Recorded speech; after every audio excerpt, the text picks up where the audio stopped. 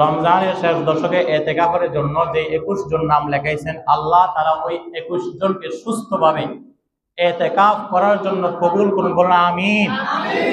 আল্লাহ তাআলা তাদের জানে মালে বরকত দান করুন, বলুন আমিন। আল্লাহ তাআলা তাদেরকে সত্যিকারের জান্নাতি মানুষ বানায় দেন, বলুন আমিন। আম্মা আয়েশা সিদ্দিকা রাদিয়াল্লাহু তাআলা আনহা বলেন, كان النبي صلى الله عليه وسلم يعتكف الأشهر الأواخر من رمضان।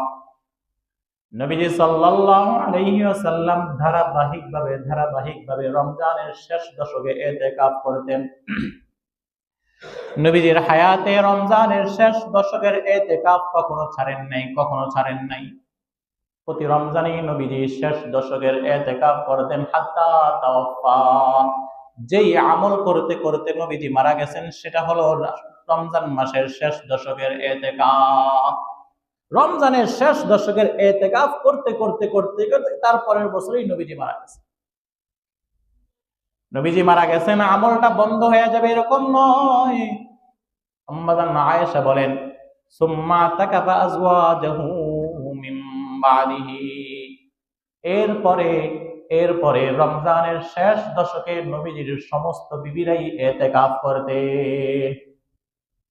নবীজি রমজানের শেষ দশকে ইতিকাফ করছেন, নবীজির পরে নবীজির বিবিরা করছেন, সাহাবায়ে কেরাম করছেন, আইম্মায়ে মুজতাহিদিন করছেন, আইম্মায়ে মুহাদ্দিসিন করছেন, পীর বুজুর্গ ওলিয়া দরবেশ আল্লাহর নেককার মুত্তাকি ওলিয়া যত বান্দা আছে সবাই রমজানের শেষ দশকেই ইতিকাফ করছে। আল মুজামুল ওয়াসিত লিত-তাবরানী এই কিতাবের মধ্যে আছে, যেই ব্যক্তি ইতিকাফ করবে আল্লাহ তাআলা তাকে জান্নাত থেকে মুক্তি দিয়ে দিবেন, সুবহানাল্লাহ, জাহান্নাম থেকে মুক্তি দিয়ে দিবেন। আন ইবনে আব্বাস রাদিয়াল্লাহু তাআলা আনহু আনিন নবী সাল্লাল্লাহু আলাইহি ওয়াসাল্লাম মান ইয়াতাকাফা ইয়াওমান ইবতিগা ওয়াজহিল্লাহ জাআলাল্লাহু বাইনাহু ওয়া বাইনান নারি সালাসা কানাদিক। আল্লাহ রাসূল সাল্লাল্লাহু আলাইহি ওয়াসাল্লাম বলেন, যে ব্যক্তি আল্লাহকে সন্তুষ্টি করার জন্য ইতিকাফ করবে, যে ব্যক্তি আল্লাহকে খুশি করার জন্য ইতিকাফ করবে, যে ব্যক্তি আল্লাহকে রাজি করার জন্য ইতিকাফ করবে, তার একদিনের ইতিকাফের বিনিময়ে জাহান্নামকে তার থেকে 3 খন্দক দূরে সরাইয়া দিবে। 3 খন্দক মানে কয় খন্দকের পরিমাণ কতটুকু? আল্লাহ রাসূল বলেন, কুল্লু খন্দকিন মিম্মা আবআদুল খাফিকাইন। এক খন্দকের পরিমাণ হলো পূর্ব থেকে পশ্চিম যত দূর, এক খন্দকের পরিমাণ তত দূর। তাহলে একদিনের ইতিকাফের বিনিময়ে জাহান্নাম এত দূরে চলে গেছে। তাহলে একদিনের ইতিকাফ 3 খন্দক দূরে যাবে, তার মানে একদিনের ইতিকাফে এরকম 3 পরিমাণ চলে যাবে। 10 দিন ইতিকাফ করলে এরকম 30 পরিমাণ দূরত্ব চলে যাবে। এর অর্থ হইল ওই ব্যক্তিকে আল্লাহ তাআলা জাহান্নাম থেকে মুক্তি দান করে দিবেন, সুবহানাল্লাহ। রাসূলুল্লাহ সাল্লাল্লাহু আলাইহি ওয়াসাল্লাম বলেন, যে ব্যক্তি মসজিদের মধ্যে ইতিকাফ করবে, মসজিদের মধ্যে অবস্থান করে ইতিকাফ করতেছে, আর বাকিরা টোটো কোম্পানির মতো বাইরে ঘুরতেছে, ঘুরে ইবাদত করতেছে, আল্লাহর রাসূল বলেন, মসজিদে ইতিকাফকারী বাহিরে ঘুরনেওয়ালা সমস্ত ব্যক্তি ইবাদত করে যে পরিমাণ সওয়াব পাবে, আল্লাহ তাআলা ইতিকাফকারীর আমলনামায় সেই পরিমাণ সওয়াব দান করে দিবে। পুরা এলাকাবাসী আমল করে যে সওয়াব পাবে, শুধুমাত্র ইতিকাফকারীর আমলনামায় আল্লাহ তার চাইতেও বেশি পরিমাণ সওয়াব দিয়ে দিবে। আরেকটি হাদিসের মধ্যে আল্লাহর রাসূল বলেন, আন হুসাইন ইবনে আলী রাদিয়াল্লাহু তাআলা আনহু আন নবীহি আন্নান নবী সাল্লাল্লাহু আলাইহি ওয়াসাল্লাম মান ইয়াতাকাফা আশরান ফি রমাযান। যে ব্যক্তি রমজানের শেষের 10 দিন ইতিকাফ করলো, কানা কাহাজ্জাতাইন আও উমরাতাইন, সে যেন 2টা কবুল হজ 2টা কবুল উমরার সওয়াব লাভ করলো। 2টা হজ করছে সেটা আবার কবুল, 2বার উমরা সেটা আবার কবুল। এই যে পরিমাণ সওয়াব হবে আল্লাহ শুধুমাত্র 10 দিন ইতিকাফকারীর আমলনামায় সেই পরিমাণ সওয়াব দান করে।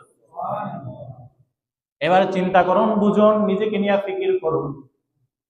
আমার যে আমল নামা, যে আমলের অবস্থা, যদি আমার ঈদের পরে মৃত্যু হয়ে যায়, যদি আমার রমজানের শেষের দিকে মৃত্যু হয়ে যায়, আজকে ফজরের নামাজের পরে যেমন অমুক ফকিরের মৃত্যুর এলান হয়েছে, রমজানের আরেক জুমা আসার আগে আগেই তো অমুক সৈয়ালের মৃত্যুর এলান হইতে পারে, অমুক খান বাড়ির মৃত্যুর এলান হইতে পারে, অমুক মাঝি বাড়ির মৃত্যুর এলান হইতে পারে, অমুক চোদ্দার বাড়ির মৃত্যুর এলান হইতে পারে। জুমা আসার আগে আগেই, ঈদ আসার আগে আগেই তো মৃত্যুর এলান হইয়া যাইতে পারে। আমি আপনি কি নিয়া আল্লাহর দরবারে যাব, কি নিয়া কবরের মধ্যে যাব,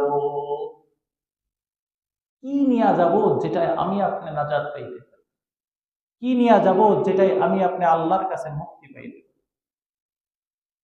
প্রিয় মুসল্লি, আল্লাহ তো আমাদেরকে মাফ করবেন, কিন্তু আমি মাফ পাওয়ার জন্য কি করতেছি? আল্লাহ তো বলছেন মাফ করে দিবেন, আল্লাহ তো বলছে পুরস্কার দিবেন, কিন্তু আমি পাওয়ার জন্য কি করতেছি? আমি আল্লাহর কাছ থেকে পাওয়ার জন্য কি করতেছি বলেন? 11 মাস যেভাবে কাটাইলাম, এখনো সেভাবেই কাটাইতেছি, এখনো একটু পরিবর্তন নিজের ভিতর ঘটাইলাম না, এখনো একটু ফিকির করলাম না, এখনো দুনিয়া থেকে একটু ত্যাগ স্বীকার করতে পারলাম না, এখনো প্রতিদিন বাজারে যাওয়া ছাড়তে পারলাম না, এখনো প্রতিদিন আড্ডায় বসা ছাড়তে পারলাম না, এখনো প্রতিদিন বদভ্যাসগুলো ছাড়তে পারলাম না, আল্লাহর জন্য একটা দিনকে বাঁচাইতে পারলাম না, আল্লাহর জন্য 10টা দিনকে বাঁচাইতে পারলাম না। চিরস্থায়ী জাহান্নাম থেকে আল্লাহ আমাকে আপনাকে কেন বাঁচাবে?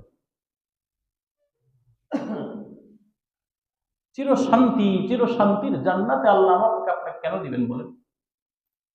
খুব সহজ একটা কথা বলি, আমাদের এই পৃথিবীতে যত সম্পদশালী হোক, যত ক্ষমতাধর হোক, যত শক্তিশালী হোক, 4টা জিনিস, চির সুখ অর্থাৎ চির সুস্থতা, চির জীবন, চির যৌবন, চির ক্ষমতা, এই 4 জিনিস পাবেন জান্নাতে গেলে। কই গেলে? জান্নাতে গেলে। আর নাই, আর কোথাও নেই। আপনার আমেরিকার প্রেসিডেন্ট বানায় দিল, এই 4 জিনিস থেকে বাঁচবেন না। আপনার অসুস্থতা আসবেই, আপনার ক্ষমতা যাবেই, আপনার যৌবন যাবেই, আপনার জীবন শেষ হয়ে যাবে।